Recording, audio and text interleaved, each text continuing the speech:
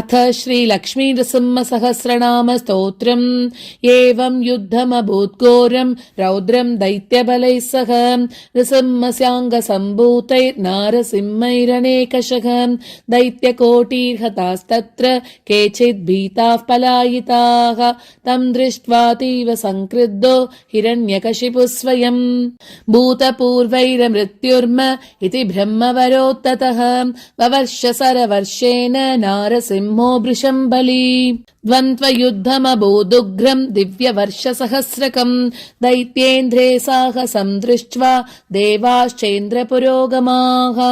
श्रेयः कस्य भवेदत्र इति चिन्तापराभवन् तदा क्रुद्धो नृसिंहस्तु दैत्येन्द्रप्रहितान्यपि विष्णुचक्रम् महाचक्रम् कालचक्रम् तु वैष्णवम् रौद्रम् पाशुपतम् भ्रामम् कौबेरम् कुलिशासनम्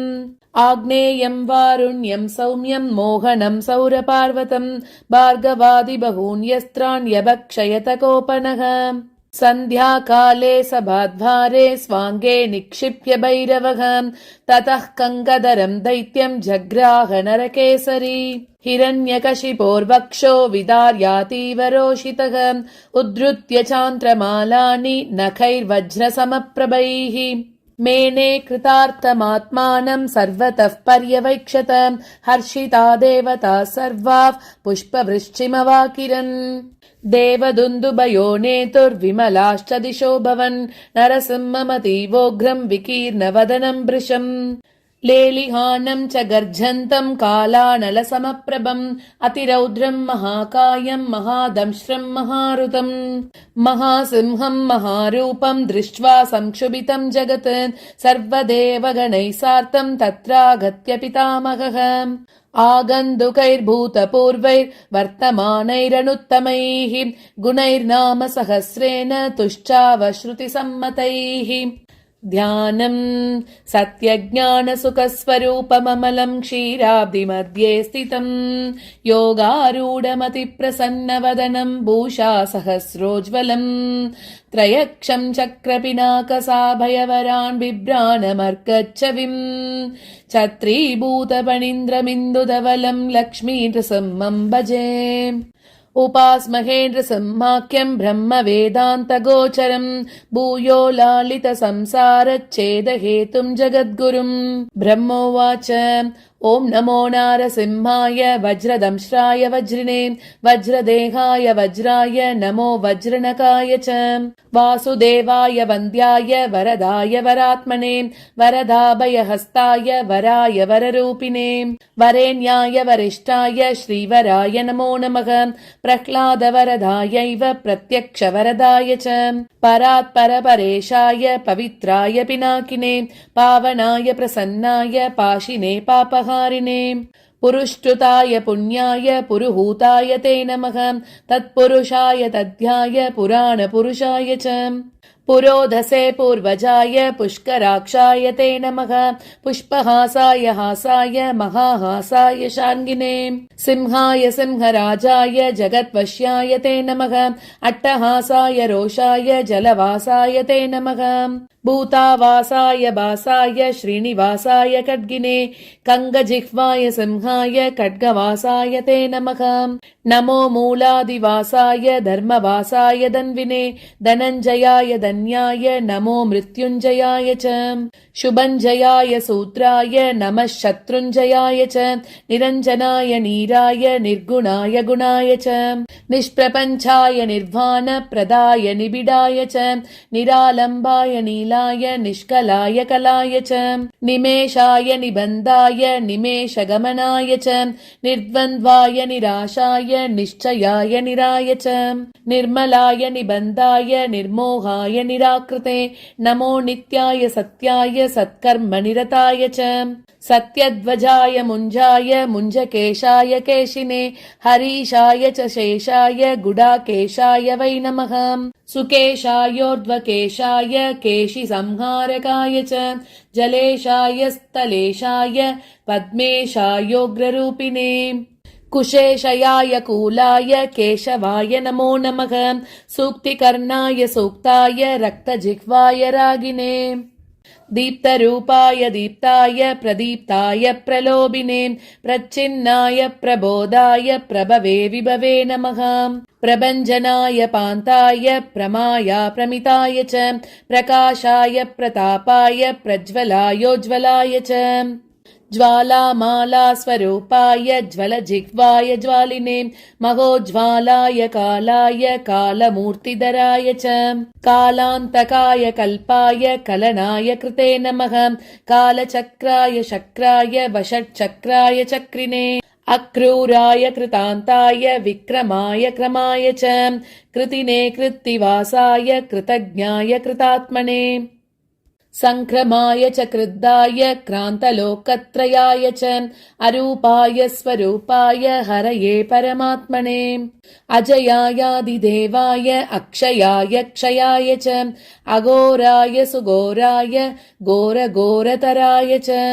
नमोऽस्त्वघोरवीर्याय लसद्घोराय ते नमः। घोराध्यक्षाय दक्षाय दक्षिणार्याय सम्भवे अमोघाय गुणौघाय अनघायागहारिणे मेघनादाय नादाय तुभ्यं मेघात्मने नमः। मेघवाहनरूपाय मेघश्यामाय मालिने व्यालयज्ञोपवीताय व्याघ्रदेहाय वै नमः। व्याघ्रपादाय च व्याघ्रकर्मिणे व्यापकाय च विकटास्याय वीराय विष्टरश्रवसे नमः। विकीर्णनकदंष्ट्राय नकदंष्ट्रायुधाय च विश्वक्सेनाय सेनाय विह्वलाय बलाय च विरूपाक्षाय वीराय विशेषाक्षाय साक्षिणे वीतशोकाय विस्तीर्ण वदनाय नमो नमः। विधानाय विधेयाय विजयाय जयाय च विबुधाय विभावाय नमो विश्वम्भराय च वीतरागाय विप्राय विटङ्कनयनाय च विपुलाय विनीताय विश्वयोने नमो नमः। विडम्बनाय वित्ताय विश्रुताय वियोनये विह्वलाय विवादाय नमो व्याहृदये नमः। विलासाय विकल्पाय महाकल्पाय ते नमः। बहुकल्पाय कल्पाय कल्पातीताय शिल्पिने कल्पनाय स्वरूपाय पणितल्पाय वै नमः। तटित्प्रभाय ताक्ष्याय तरुणाय तरस्विने तपनायान्तरिक्षाय तापत्रयहराय च तारकाय तमोघ्नाय तत्त्वाय च तपस्विने तक्षकाय तनुत्राय तटिने तरलाय च शतरूपाय शान्ताय शतधाराय ते नमः।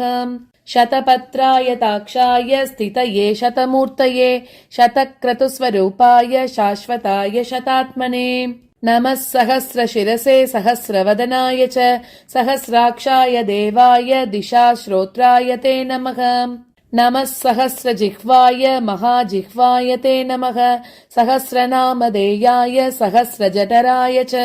सहस्रबाहवे तुभ्यं सहस्रचरणाय च सहस्रार्कप्रकाशाय सहस्रायुधधारिणे नमः। स्थूलाय सूक्ष्माय सुसूक्ष्माय नमो नमः। सुक्षुण्णाय सुभिक्षाय सुराध्यक्षाय शौरिणे धर्माध्यक्षाय धर्माय लोकाध्यक्षाय वै नमः। प्रजाध्यक्षाय शिक्षायै विपक्षक्षयमूर्तये कालाध्यक्षाय तीक्ष्णाय मूलाध्यक्षाय ते नमः। अधोक्षजाय मित्राय सुमित्रावरुणाय च शत्रुघ्नाय अविघ्नाय विघ्नकोटिहराय च रक्षोघ्नाय तमोघ्नाय भूतघ्नाय नमो नमः। भूतपालाय भूताय भूतावासाय भूतये भूतवेतालघाताय भूताधिपतये नमः। भूतग्रहविनाशाय भूतसंयमिने नमः। महाभूताय भृगवे सर्वभूतात्मने नमः। सर्वारिष्टविनाशाय सर्वसम्पत्कराय च सर्वाधाराय सर्वाय सर्वार्तिहरये नमः। सर्वदुःखप्रशान्ताय सर्वसौभाग्यदायिने सर्वज्ञायाप्यनन्ताय सर्वशक्तिधराय च सर्वैश्वर्यप्रदात्रे च सर्वकार्यविदायिने सर्ववज्रविनाशाय सर्वरोगापहारिणे सर्वाम्बिचारहन्त्रे च सर्वैश्वर्यविदायिने पिङ्काक्षायैकशृङ्गाय द्विशृङ्गाय मरीचये बहुशृङ्गाय शृङ्गाय महाशृङ्गाय ते नमः माङ्गल्याय मनोज्ञाय मन्तव्याय महात्मने महादेवाय देवाय मातुलिङ्गधराय च महामाया प्रसूताय प्रस्तुताय च मायिने अनन्तानन्तरूपाय मायिने जलशायिने महोदराय मन्दाय मदनाय मदाय च मधुकैटपहन्त्रे च माधवाय मुरारये महावीर्याय धैर्याय चित्रवीर्याय ते नमः चित्रकूर्माय चित्राय नमस्ते चित्रभानवे मायातीताय मायायै महावीराय ते नमः महातेजाय बीजाय तेजोधाम्ने च बीजिने तेजोमय नृसिंहाय नमस्ते चित्रभानवे महादंष्ट्राय तुष्टाय नमः पुष्टिकराय च शिपिविष्टाय हृष्टाय पुष्टाय परमेष्ठिने विशिष्टाय च शिष्टाय गरिष्ठायेष्टदायिने नमो ज्येष्ठाय श्रेष्ठाय तुष्टायामित तेजसे अष्टाङ्गव्यस्तरूपाय सर्वदुष्टान्तकाय च वैकुण्ठाय विकुण्ठाय केशिकण्ठाय ते नमः कण्ठीरवाय लुण्ठाय निश्शटाय हठाय च सत्त्वोद्रिक्ताय कृष्णाय रुग्यजुस्सामगाय च ऋतुध्वजाय वज्राय मन्त्रराजाय मन्त्रिणे त्रिनेत्राय त्रिवर्गाय त्रिधाम्ने च त्रिशूलिने त्रिकालज्ञानरूपाय त्रिदेहाय त्रिदात्मने नमस्त्रिमूर्तिवन्द्याय त्रितत्त्वज्ञानिने नमः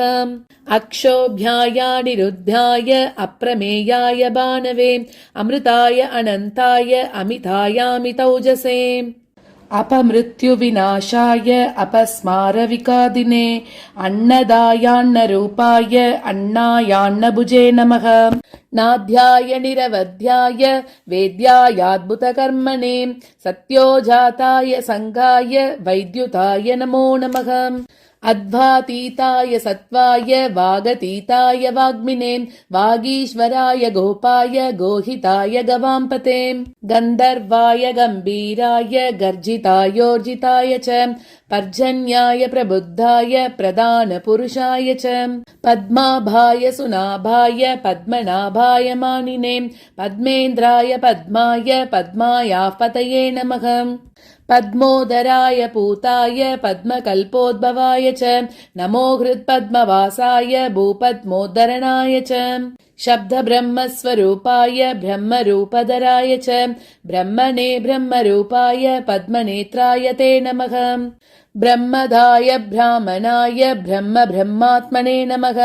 सुब्रह्मण्याय देवाय ब्रह्मण्याय त्रिवेदिने परब्रह्मस्वरूपाय पञ्चब्रह्मात्मने नमः नमस्ते ब्रह्मशिरसे तथाश्वशिरसे नमः अथर्वशिरसे नित्यम् अशनिप्रमिताय च नमस्ते तीक्ष्णदंष्ट्राय लोलाय ललिताय च लावण्याय लवित्राय नमस्ते भासकाय च लक्षणज्ञाय लक्ष्याय लक्षणाय नमो नमः लसद्दीप्ताय लिप्ताय विष्णवे प्रभविष्णवे वृष्णिमूलाय कृष्णाय श्रीमहाविष्णवे नमः पश्यामि त्वां महासिंहं हारिणं वनमालिनं किरीटिनं कुण्डलिनं सर्वाङ्गं सर्वतोमुखं सर्वतः पाणिपादोरुं सर्वतोक्षिशिरोमुखं सर्वेश्वरं सदा तुष्टं समर्थं समरप्रियं बहुयोजनविस्तीर्णं बहुयोजनमायतं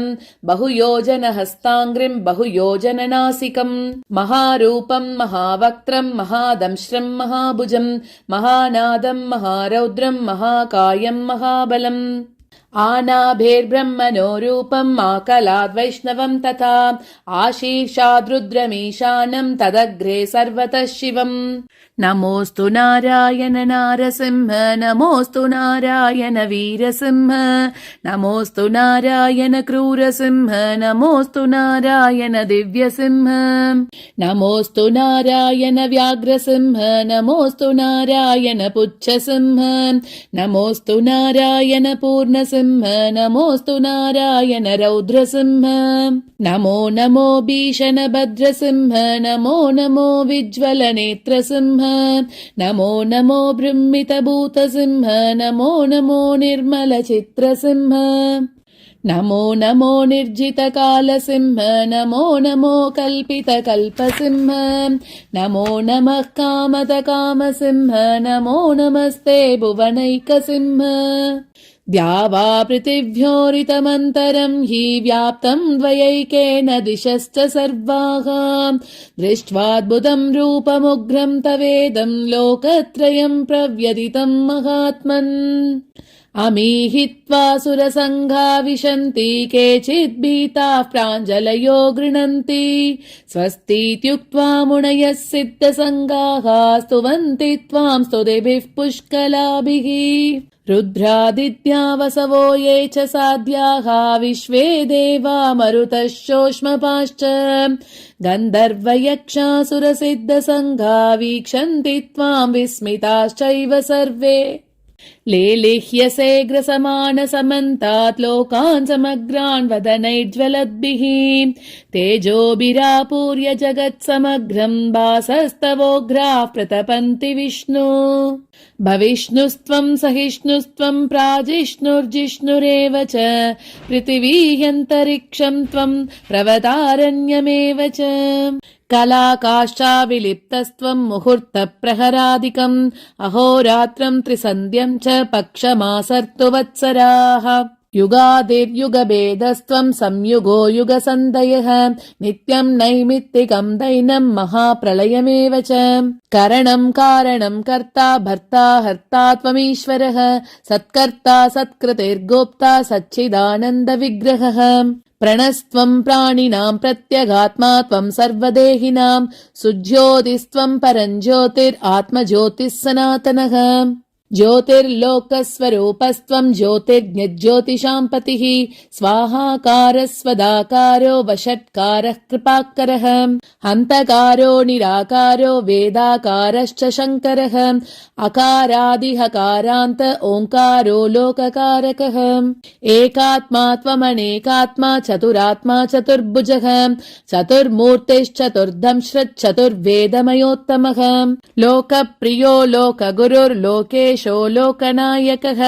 लोकसाक्षी लोकपतिर्लोकात्मा लोकलोचनः लोकाधारो बृहल्लोको लोकालोकमयो विभुः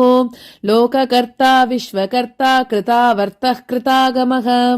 अनादिस्त्वम् अनन्तस्त्वम् अभूतो भूतविग्रहः स्तुतिस्तुत्यस्तव प्रीतस्तोता नेता नियामकः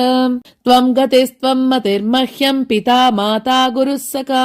सुहृदश्चात्मरूपस्त्वम् त्वाम् विना नास्ति मे गतिः नमस्ते मन्त्ररूपाय अस्त्ररूपाय ते नमः बहुरूपाय रूपाय पञ्चरूपधराय च भद्ररूपाय रूढाय योगरूपाय योगिने समरूपाय योगाय योगपीठस्थिताय च योगगम्याय सौम्याय ध्यानगम्याय ध्यायिने ध्येयगम्याय दाम्ने च दामाधिपतये नमः धराधराय धर्माय धारणाभिरताय च नमो धात्रे च संधात्रे विधात्रे च धराय च दामोदराय दान्ताय दानवान्तकराय च नमः संसारवैद्याय भेषजाय नमो नमः सुरध्वजाय शीताय वाताय प्रमिताय च सारस्वताय संसार नाशनायाक्षमालिने असि चर्मधरायैव षट्कर्मनिरताय च विकर्माय सुकर्माय परकर्म विगादिने सुशर्मणे मन्मदाय नमो वर्माय वर्मिने करिचर्मवसानाय करालवदनाय च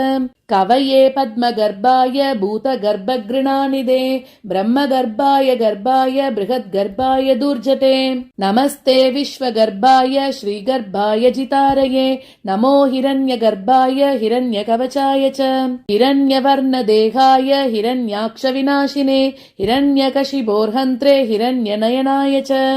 हिरण्यरेतसे तुभ्यं हिरण्यवदनाय च नमो हिरण्यशृङ्गाय निःशृङ्गाय च शृङ्गिने भैरवाय सुकेशाय भीषणायान्त्रमालिने चण्डाय तुण्डमालाय नमो दण्डधराय च अखण्डतत्त्वरूपाय कमण्डलुधराय च नमस्ते कण्डसिंहाय सत्यसिंहाय ते नमः नमस्ते श्वेतसिंहाय पीतसिंहाय ते नमः नीलसिंहाय नीलाय रक्तसिंहाय ते नमः नमो हारिद्रसिंहाय धूम्रसिंहाय ते नमः मूलसिंहाय मूलाय बृहत्सिंहाय ते नमः पातालस्थितसिंहाय नमः पर्वतवासिने नमो जलस्थसिंहाय अन्तरिक्षस्थिताय च कालाग्निरुद्रसिंहाय चण्डसिंहाय ते नमः अनन्तसिंहसिंहाय अनन्तगतये नमः नमो विचित्रसिंहाय बहुसिंहस्वरूपिणे अभयङ्करसिंहाय नरसिंहाय ते नमः नमोऽस्तु सिंहराजाय नारसिंहाय ते नमः सप्ताब्दीमेकलायैव सप्तसामस्वरूपिणे सप्तलोकान्तरस्ताय सप्तस्वरमयाय च सप्तार्चीरूपदंश्राय सप्ताश्वरदरूपिणे सप्तवायुस्वरूपाय सप्तच्छन्दोमयाय च स्वच्छाय स्वच्छरूपाय स्वच्छन्दाय च ते नमः श्रीवत्साय सुवेशाय श्रुतये श्रुतिमूर्तये शुचिश्रवाय शूराय सुप्रभाय सुधन्विने शुभ्राय सुरनादाय सुलभाय शुभाय च सुदर्शनाय सूक्ष्माय निरुक्ताय नमो नमः सुप्रभावस्वभावाय भवाय विभवाय च सुशागाय विशाखाय सुमुखाय सुगाय च सुनकाय सुद्रंष्ट्राय सुरदाय सुदाय च सांख्याय सुरमुख्याय प्रख्याताय प्रभाय च नमः खट्वाङ्गहस्ताय केटमुत्करपाणये खगेन्द्राय मृगेन्द्राय नागेन्द्राय दृढाय च नागकेयूरहाराय नागेन्द्रायागमर्दिने नदीवासाय नग्नाय नानारूपधराय च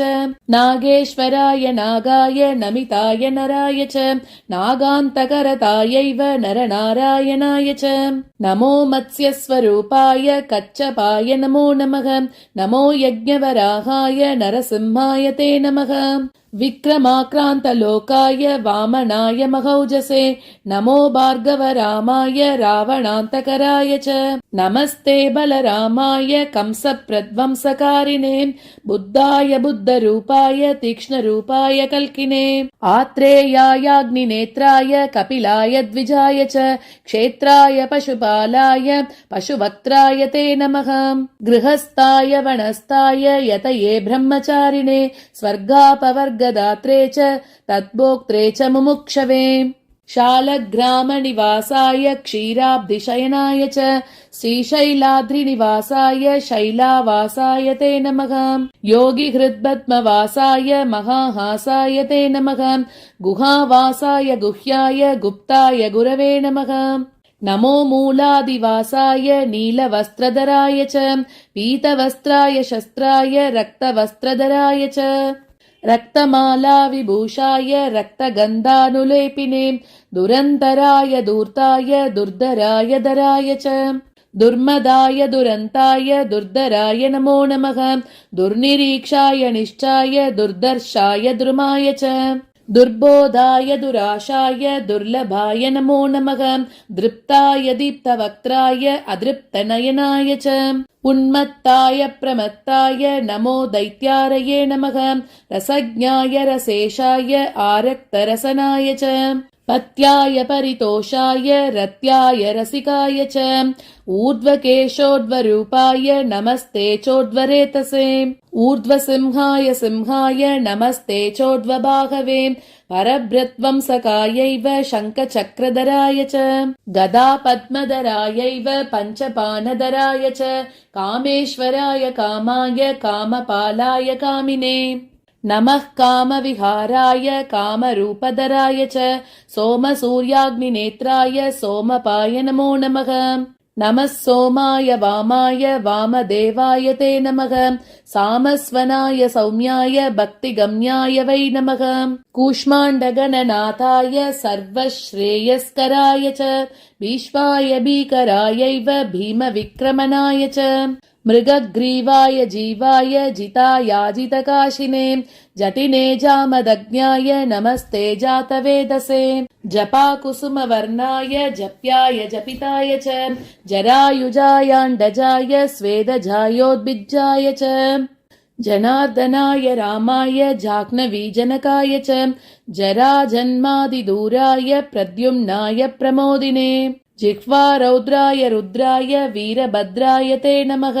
चिद्रूपाय समुद्राय कद्रुद्राय प्रचेतसे इन्द्रियायेन्द्रियज्ञाय नमोऽस्त्विन्द्रानुजाय च अतीन्द्रियाय सान्द्राय इन्दिरापतये नमः ईशानाय च ईड्याय ईशिताय इनाय च व्योमात्मने च व्योम्ने च नमस्ते व्योमकेशिने व्योमाधाराय च व्योम वक्त्रायासुरगातिने नमस्ते व्योमदंष्ट्राय व्योमवासाय ते नमः सुकुमाराय माराय शुभाचाराय वै नमः विश्वाय विश्वरूपाय नमो विश्वात्मकाय च ज्ञानात्मकाय ज्ञानाय विश्वेशाय परात्मने एकात्मने नमस्तुभ्यं नमस्ते द्वादशात्मने चतुर्विंशतिरूपाय पञ्चविंशतिमूर्तये षड्विंशकात्मने नित्यं सप्तविंशतिकात्मने धर्मार्थकाममोक्षाय विमुक्ताय नमो नमः भावशुद्धाय सिद्धाय साध्याय शरभाय च प्रबोधाय सुबोधाय नमो बुद्धिप्रियाय च स्निग्धाय च विदग्धाय मुग्धाय मुनये नमः प्रियं वदाय प्रियश्रवाय सृक्सृवाय श्रिताय च गृहेशाय महेशाय ब्रह्मेशाय नमो नमः श्रीधराय सुतीर्थाय हयग्रीवाय ते नमः उग्राय उग्रवेगाय उग्रकर्मरताय च उग्रनेत्राय व्यग्राय समग्रगुणशालिने बालग्रहविनाशाय पिशाचग्रहघातिने दुष्टग्रहनिहन्त्रे च निग्रहानुग्रहाय च वृषध्वजाय वृष्णाय वृषाय वृषभाय च उग्रश्रवाय शान्ताय नमः श्रुतिधराय च नमस्ते देवदेवेश नमस्ते मधुसूदन नमस्ते पुण्डरीकाक्ष नमस्ते दुरितक्षय नमस्ते करुणासिन्धो नमस्ते समितिञ्जय नमस्ते नरसिंहाय नमस्ते गरुडध्वज यज्ञनेत्र नमस्तेस्तु कालध्वज जयध्वज अग्निनेत्र नमस्तेस्तु नमस्ते ह्यमरप्रिय महानेत्र नमस्तेस्तु नमस्ते भक्तवत्सल धर्मनेत्र नमस्तेस्तु नमस्ते करुणाकर पुण्यनेत्र नमस्तेस्तु नमस्ते भीष्टदायक नमो नमस्ते जयसिंहरूप नमो नमस्ते नरसिंहरूप नमो नमस्ते रणसिंहरूप नमो नमस्ते नरसिंहरूप मङ्गलं स्तम्भडिम्बाय मङ्गलं मृत्युमृत्यवे मङ्गलं रौद्ररूपाय नरसिंहाय मङ्गलम्।